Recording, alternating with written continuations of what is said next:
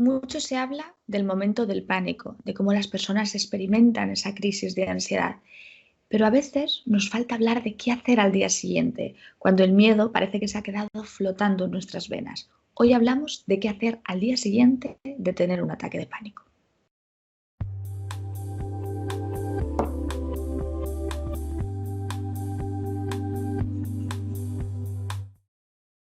Pues bienvenidos a todos a un capítulo más de este consultorio, en el que ya sabéis, trabajamos todos aquellos aspectos que están relacionados con la ansiedad y sus trastornos. Y en esta ocasión, bueno, pues Cristina nos ha hablado del ataque de pánico y qué nos pasa al día siguiente o qué nos pasa después de haber tenido un ataque de pánico. Y vamos a tratar de investigar, vamos a tratar de ver bueno, ¿cuál sería un poco la actitud o la manera correcta de poder afrontar, bueno, pues una cuestión como esta?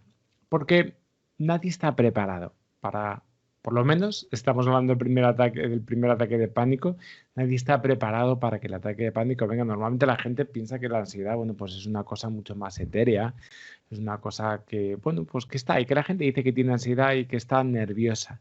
Pero cuando tenemos un ataque de pánico, nuestra vida se ha vuelto del revés. Entonces, muchas veces entendemos que el pánico nos pilla de sopetón. El pánico es algo que no avisa en muchas ocasiones. A veces que sí, pero a veces puede aparecer así de golpe.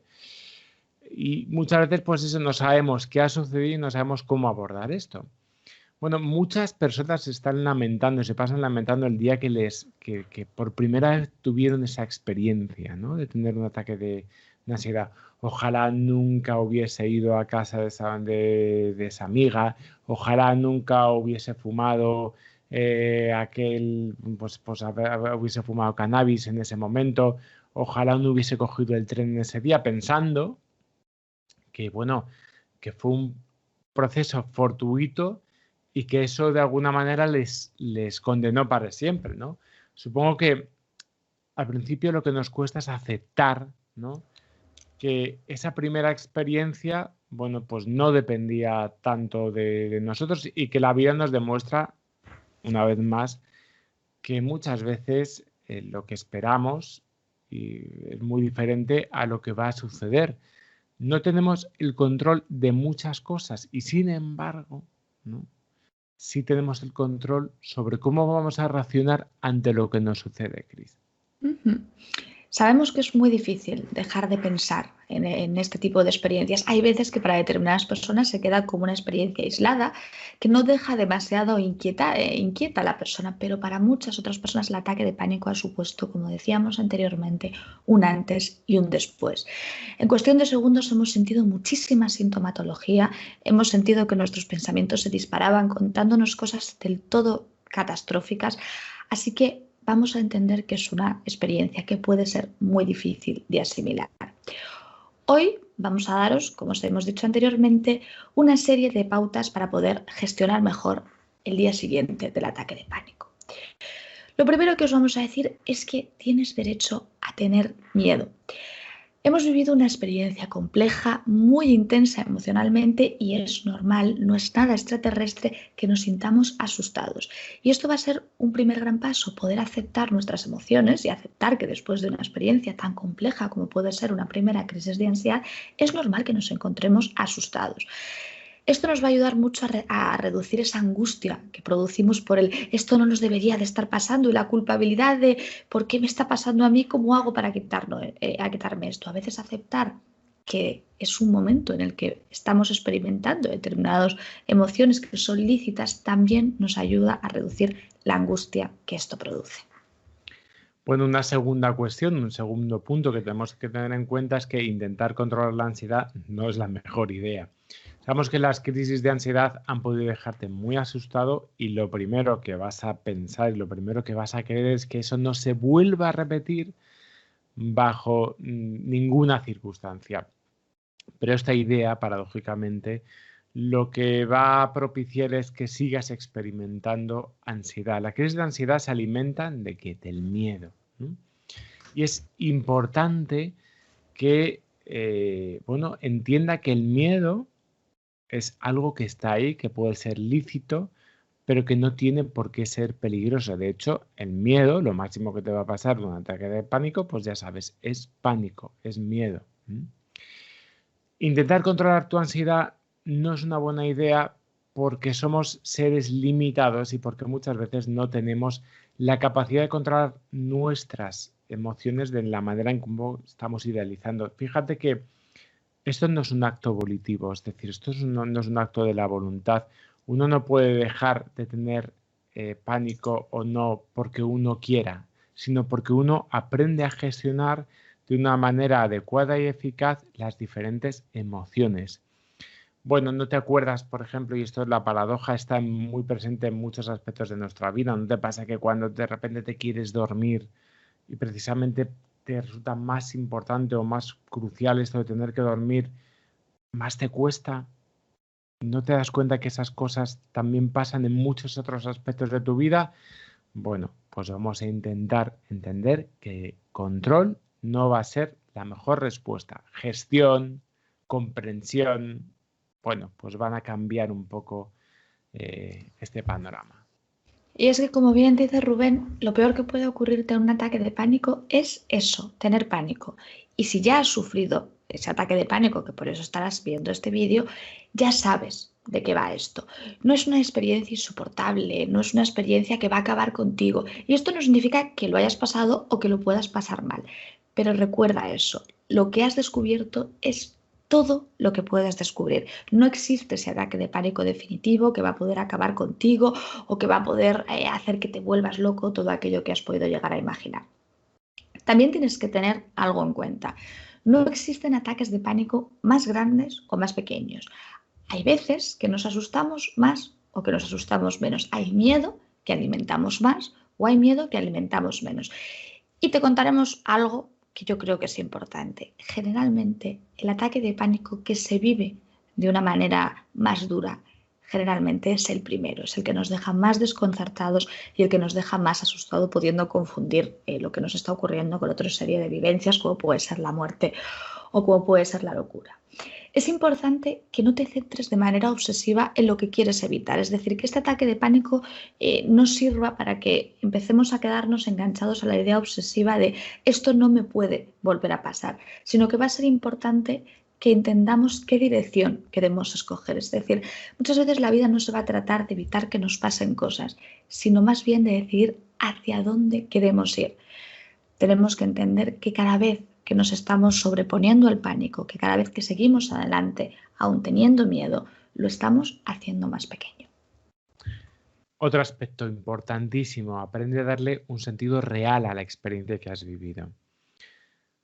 Y es que has podido tener esa impresión en muchas ocasiones de que, bueno, estaba a punto de morir, estaba a punto de volverme loco, estaba a punto de qué, ¿no? De muchas cosas. Pero eso es lo que tu mente creía que iba a pasar. Y esto es muy importante que lo tengamos en cuenta, porque tener miedo a algo no significa que vaya a ocurrir ese algo. No ha sido ni la muerte ni la locura la que has mirado a los ojos en estos ataques de pánico, sino que ha sido tu miedo a la muerte o tu miedo a la locura o tu miedo al rechazo lo que ha podido propiciar esos ataques de ansiedad. Tenemos que entender una cosa, el potencial del pánico es limitado porque el pánico no es todopoderoso. El pánico no es un Dios, el pánico es una emoción, es un sentimiento y como tal es algo limitado.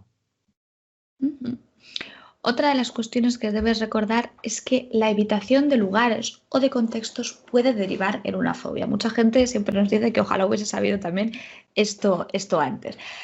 Al día siguiente de un ataque de pánico se puede dar un fenómeno que en psicología nosotros conocemos como asociación. Es decir, nuestra mente asocia la experiencia del pánico con el contexto en el que se produjo. En palabras para que podamos entendernos, las personas después de un ataque de pánico pueden desarrollar miedo a estar en lugares o contextos que se parezcan, que sean similares o que sea el mismo a donde se produjo el ataque de pánico. Por ejemplo, si me dio un ataque de pánico en el tren, puedo al día siguiente querer evitar coger el tren. Y además puede ser que no solo quiera evitar coger el tren, sino que quiera evitar todos los lugares que tengan las mismas características que tenía el tren. Por ejemplo, estar encerrado y estar con mucha gente. Entonces puedo no querer coger autobuses, no querer entrar en cines, no querer entrar en teatros, en determinadas cuestiones que pueden ser similares. Tenemos que entender que cuanto antes cortemos este tipo de conductas, mejor, porque cuanto más evitemos, más fácil será poder desarrollar una fobia. Muchas veces después de un ataque de pánico lo que la persona expresa es la idea de yo no puedo, el ataque de pánico me ha dejado tan asustado que yo no puedo estar en determinados lugares. Y es importante que entendamos que sí que podemos. Una de las cuestiones, de los factores a tener en cuenta es que podemos tener mucho miedo y podemos decidir permanecer en un lugar. Se crea la idea equívoca de que tener pánico y estar con pánico es algo incompatible. Es decir, la única manera de poder entender el mundo es un mundo en el que yo pueda estar si no tengo miedo. No existe una imposibilidad real de permanecer en un sitio, aunque nos dé miedo. El pánico no decide que nos vayamos. No es un Dios que se va a introducir en nosotros para decir dónde tenemos que ir, si allá o aquí. Somos nosotros quienes estamos tomando esa decisión, que también es lícita. Esto no es un mensaje de culpa hacia las personas, de si te vas es tu culpa, no, pero tenemos que entender que tenemos mucho más poder del que pensamos y que el pánico, como decíamos, no es un Dios que entra para decidir por nosotros. Nunca dejes de trabajar la respiración. ¿Vale? Esto es algo que voy a repetir y que tanto Cristina como yo vamos a repetir una y otra vez. La hiperventilación está detrás de muchos de tus síntomas y está detrás de muchas de las sensaciones que tú estás viviendo.